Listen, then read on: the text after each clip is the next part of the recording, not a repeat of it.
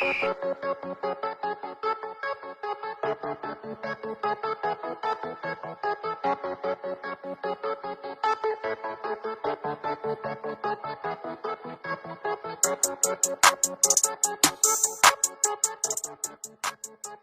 back to another episode on the Byrd Real Estate Podcast show. For the new viewers, I am your host, Bruce Byrd Jr., also known as Boss Man Bruce. As you know, on this platform, our goal is to not just educate, with information, but actually to motivate, to give you that leap of faith, to touch your spirit and aspect for you to get going and whatever your God gift is that you start using that and utilizing that to be whatever God created you to be on this platform, and that's what we're here for. On today's episode, we have a special guest. Name is Dr.Trone Jefferson. He's from Savannah, Georgia. He graduated uh, with a bachelor's degree in political science from Savannah State University. Even before going to college, he realized early on that his calling was to help people to reach their highest potential. He genuinely see the best in people and love being a facilitator to their growth. He has been a husband of Kamira for 11 years, also the father of two beautiful daughters, Sydney and Grace. His passion is helping and motivating people to pursue their goals, chase their dreams, and to work being their best self. Uh, he achieved business and real estate. His passion that have been for people in real estate and deep set. He believed in leading by example and sharing his life experience. Um, he stressed to the mentees that true success is never just about the financial gratification. Real success is measured by the contribution. He also is a doctor. Can you see me? I can. You see me now? Yeah, I can see. Oh, my fault. Okay. He also actually have his doctorate degree also. And he also is a man of faith. He also go to a church called the Love Center Church, pastored by Byron Broussard at the Love Center. He's a part of a life-saving men's ministry called Jesus Ultimately Saves and Transforms. I want you guys to help me welcome Dr. Trone Jefferson. How you doing today? I'm good. I'm good. Just one clarification: Trone Jefferson. Oh, Trone Jefferson. No, it's actually Trone, Trone. So I just want to make that clarification. Oh, Trone Jefferson. My fault. I apologize. Not a problem. I'm doing well. Thank you. Thank you for having me. So, the first question I want to ask you is, who is Trone Jefferson? That's the views of myself. I define that as a servant leader first. Actually, father, business owner, and a leader. I try to lead by example. Been brought up, like I said before, from Savannah, and just really had that servant attitude pretty much all my life. Grew up in church, so service comes first. That's what we taught anyway, is to be a servant. Even Jesus came and said he was a servant first. He didn't come to be served, but came to serve when he was washing the disciples' feet. And I feel we forget our service is pleasant to God. That is true. So my next question also is, what are your personal strengths? Personal strength is definitely, a lot of times people say I'm good with logistics and leadership. Being able to see the best out of each individual. Sometimes we struggle with a lot of things, but just being on a one-on-one,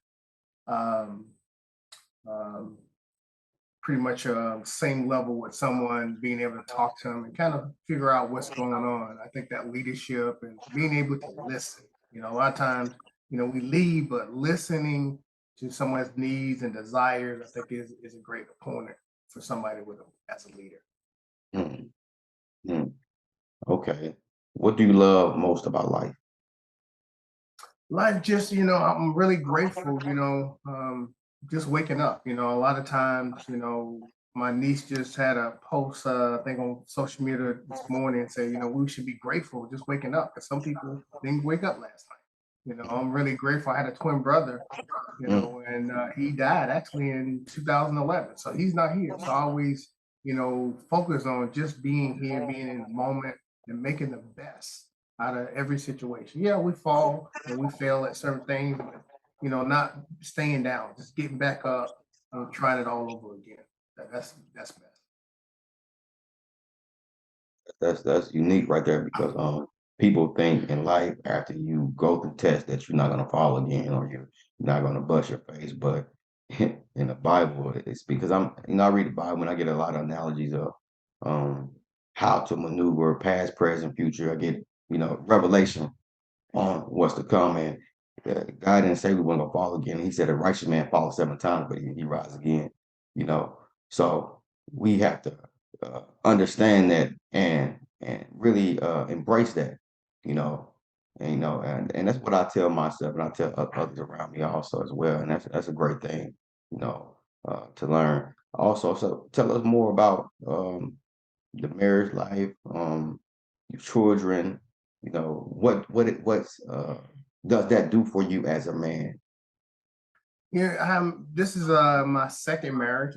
Married first time 6 years and really didn't understand marriage. Mm, Marriage, I think at 30, 32 years old, but mm, now been married here 11 years now, going on 12 years. It's talking to another guy just the other day, and all I can say is peace. I mean, just being able to go home every night.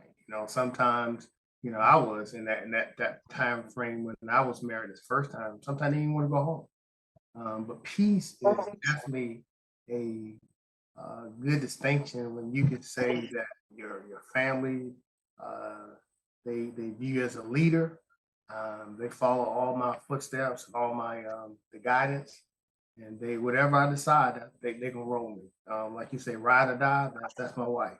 Kids, I got a 5-year old. My wife, she has never been married prior to us getting married, never had kids, so that was in the equation. We actually had her, and we both were 47 years old. I'm 52 years old now. But at the same time, it's probably one of my true blessings that to date right now, having that 5 years old, she's smart, she keeps up on her toes. We're just grateful for her every day. And then I have an 18-year-old that's actually in a college at Savannah State. I graduated from Savannah State, so mm, she's actually following my footsteps, and she loves it. mm, She really loves it. mm. That's amazing. Um, Yeah. just that shows what type of leader you are. For you to have your daughter, your oldest daughter, follow in your footsteps. You know, it to me, what on the outside looking in, it's just the part of following your footsteps, doing what you do. She, and just to make you like you said, getting her closer to where her God gift is, and by following you, going to Savannah State, and that's amazing. What is she majoring? She pre-med pretty much.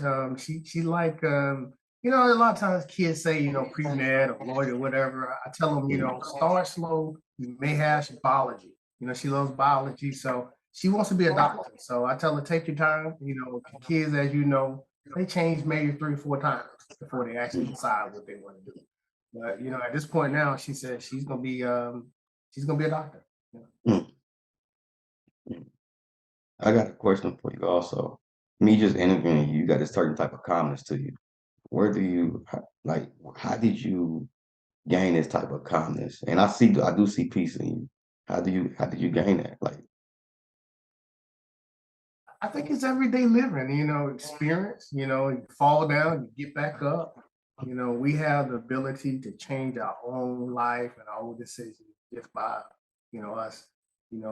If we fail, just get back again. I think one of the scriptures, one of my favorite scriptures, I think it's 2 Corinthians 5:17. It says, if any mm, man be in Christ, we are new creatures. And, I always, pretty much sum that up. It's like, we all sinners, we fall, we can get back up, just like you said. We can fall 7 times to get back up. But the greatest thing about life and being able to fail that tomorrow we can make another decision to start all back again with no condemnation and just say, you know what, I'm a sinner, I failed, but for God, you have my back, and we can do it all again. And I love that. I love that because we all fail. We need to say, you know what, I'm here a sinner, let's do it right. We got that option to do it right the next day. And I think it's mostly about us surrendering ourselves. You know, a lot of people don't be vulnerable with God. Even like you know, in the book of Genesis, if you Cain and Abel, Cain wasn't vulnerable with God. God already knew what happened, and God just wanted him to admit it for him to do wonders with him also to see, okay, I'm about to test you. I know you made a mistake, but I'm about to test you now. You know, on that aspect, and not just that. I was telling a friend of mine yesterday is that when we look at Jesus in the Bible, when the storm had came, when he was riding, you know, in the Bible, he was asleep. He was asleep when the storm came, but the disciples felt the impact of the storm. And if you look at one side, you see that the disciples had doubt. They had also had really no belief, even when they had the presence of God on the boat. And then you look at Jesus in the aspect that he knew where all his help come from. You know, he knew he had rested in the storm, you know, and I feel Right. like I want to get that type of calmness and rest in my storms. You know, so we have two ways we can be, like the disciples in a storm, or a way like Jesus in a storm. You know, and I picked that up yesterday. Right. Just it hit me yesterday. Like wow.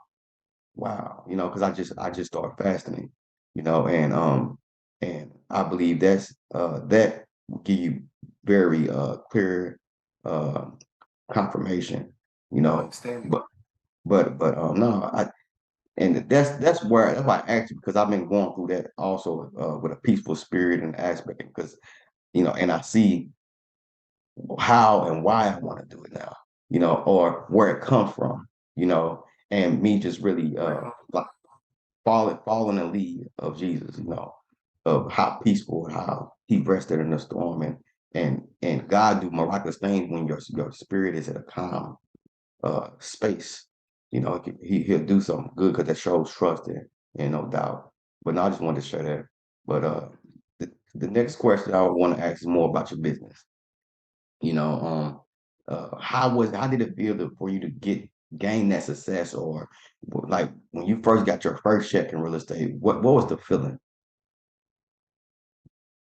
Well, I've been in real estate a long time, actually going on 22 years now. So I Mm, mean, I started early on. I remember even being in college, and my professor, Dr. Stephen, asking Mr. Jefferson, "So what you gonna be doing when you graduate?"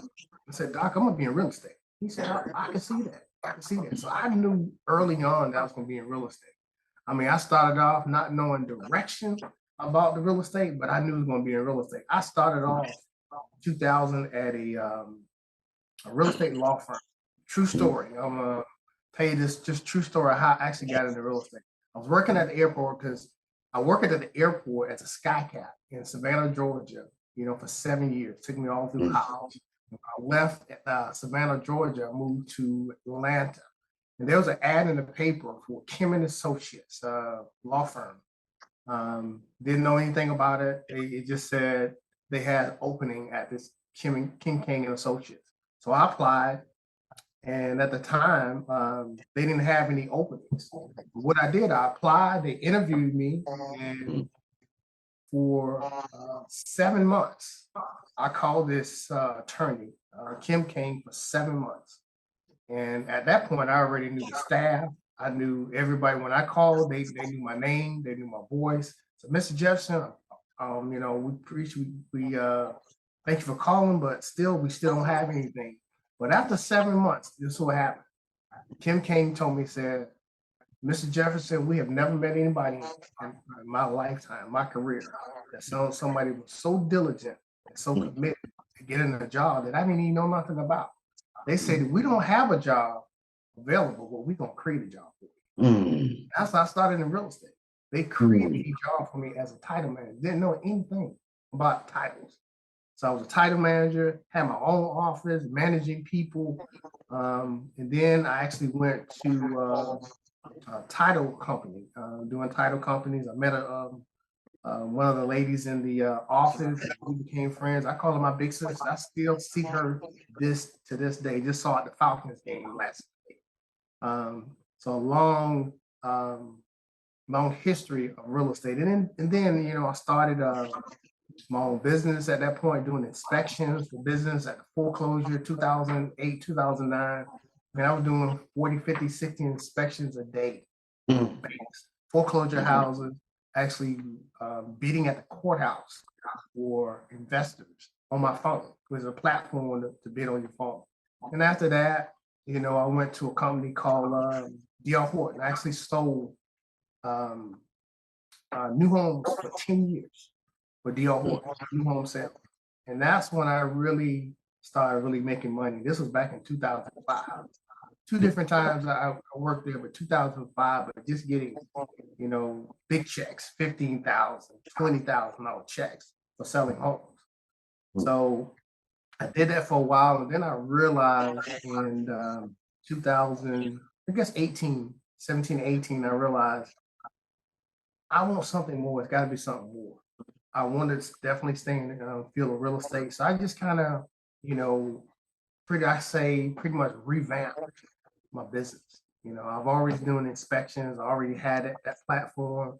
So I started flipping houses. My first house, I tell you, it was bought a house for $15,000 and renovated for $7,000 and rented that house for 5 years. And just sold it 2 years ago for $110,000. I mean, just one house. And then just success after success, I've probably renovated 30, 40 houses. I'm a contract advisor for a big company. Well, I've done about 60 for them within all in the last 3 or 4 years. So, altogether with me personal and advising, a mentor, guys flipping houses, have mentees. Altogether, I know I've been involved with at least 100 houses. So I've been really blessed.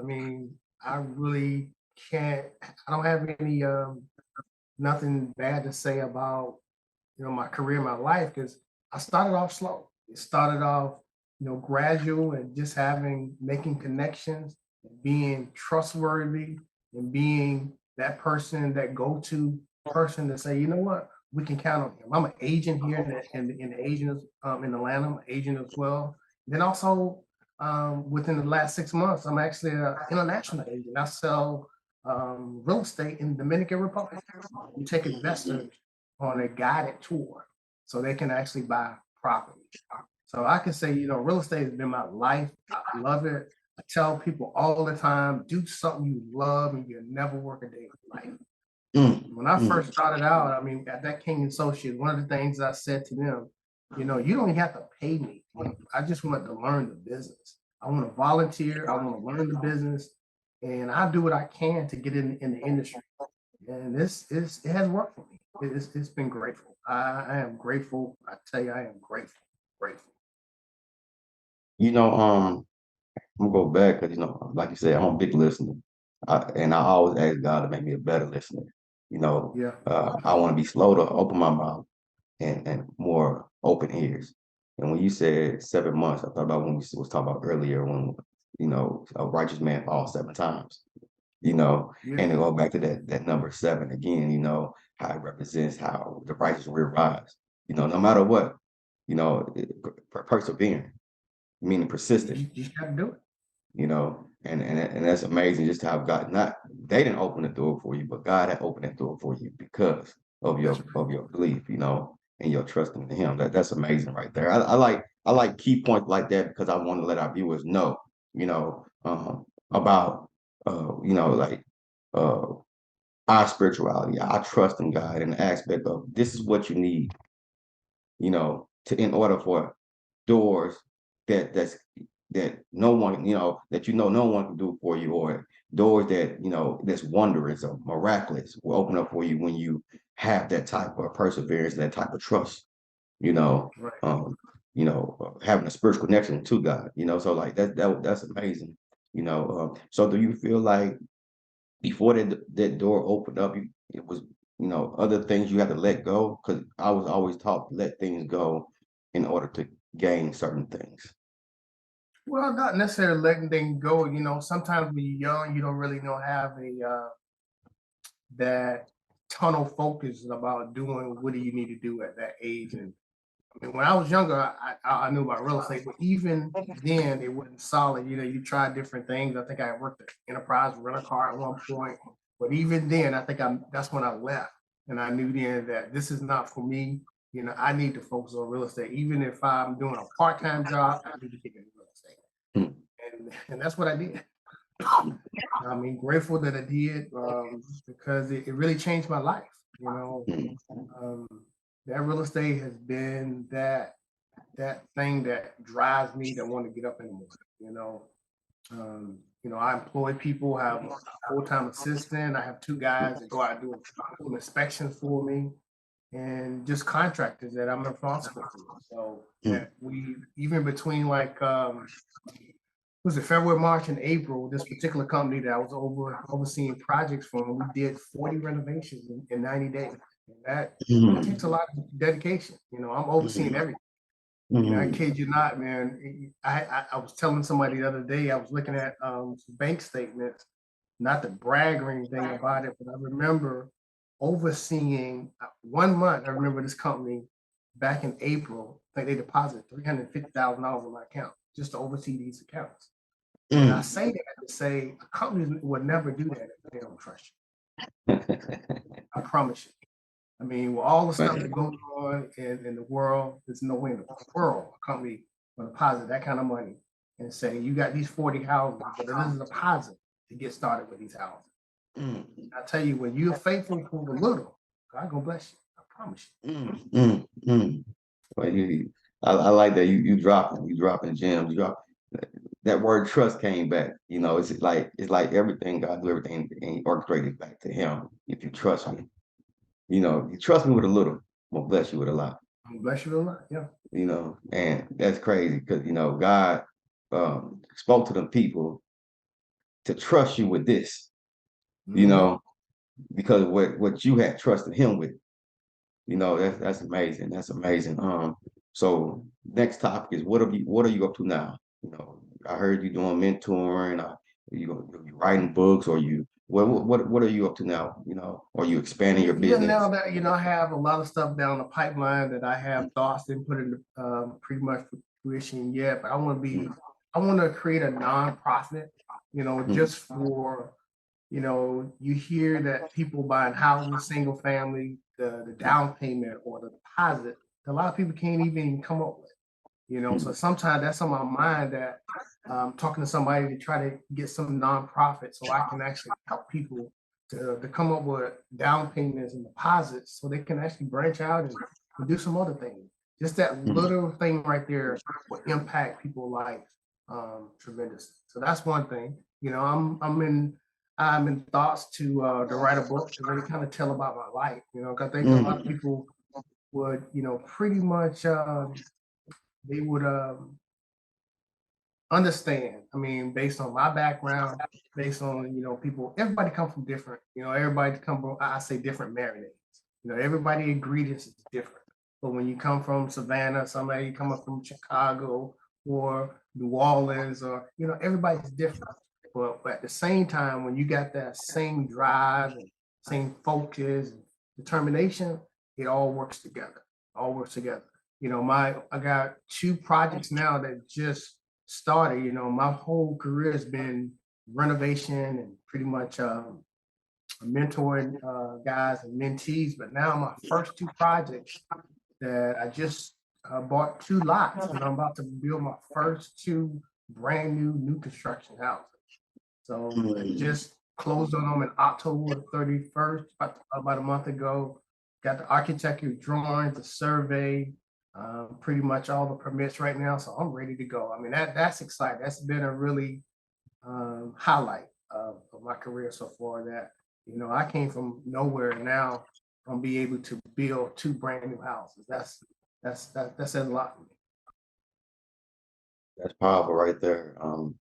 Like I heard a lot of blessings from you, you know, and when I asked you earlier, like, what things you had to let go. It could have been even personal, you know, some things we internally let go, you know, for God to open the door or open the windows of heaven and bless us abundantly, you know, and you know, we do that,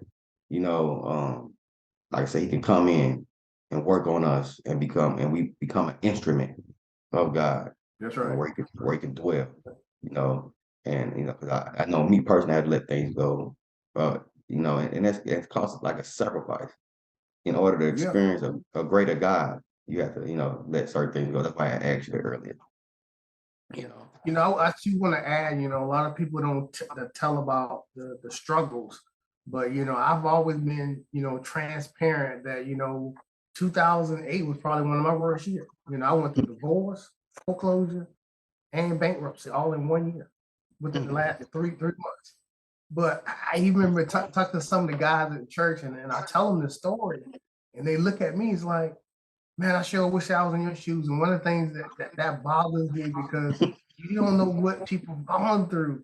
Now that really bothers me. And I tell them, say, no, don't be like me. Be like yourself. Don't be like me, because you don't know what that other person has gone through. You got to be able to, stand and just get back up. I think that's the thing about me. I don't dwell in all that foolishness and being able, even if you fail. The next day, I got another idea to do something else. I just never been that type of person to dwell in failure and not doing well and people talking about that. That's just not me. I'm not a part of that. You got to shake that stuff off. I remember telling one of the guys at church, and I said, man, 2008 was in, and then 2010, man, I probably had better material things, better housing, better relationships than I did in 2008. Because I trust God that was not the end. It was a beginning, it was an opening, enlightenment, but you learn from it and you move on. Like you said, if any man, if we can fall, but we can always, the greatest gift that we can get back up and try it again. And I love that. The USA, I promise you, the best. And okay, tell me where the viewers can find you, or there's other investors that are also connected with also, and they'll be watching this podcast as well. That they build communities up and stuff like that. And where can they find Trone Jefferson, Dr. Trone Jefferson? I appreciate that. Yeah, you can social media by my name, Trone Jefferson. I have also JPS LLC, which is Jefferson Property Services. My website is thejpsservices.com. I think I have her, like I said, Facebook and also Instagram. So you can find me at.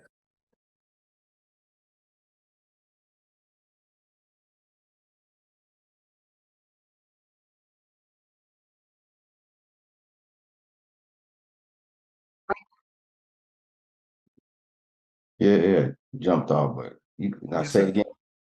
So you said they could find you where again? You didn't say start over? Yeah, because that jumped off. You can follow me on my website is thejpsservices.com. I'm on Facebook and also Twitter. Yes. Right. And you also will be mentoring, even though want mentorship also, people come to you also as well.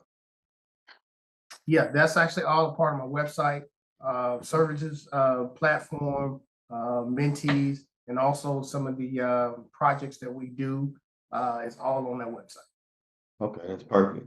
I want to thank you for coming on my platform today and not just bringing stuff about real estate, but actually bringing your spiritual beliefs, actually bringing, letting not just the viewers know, but me know that, you can always rise again, no matter what your situation may be. It's always, you might not see it at the tunnel right now, but it's always light at that tunnel. You just got to get through it. You got to persevere through it.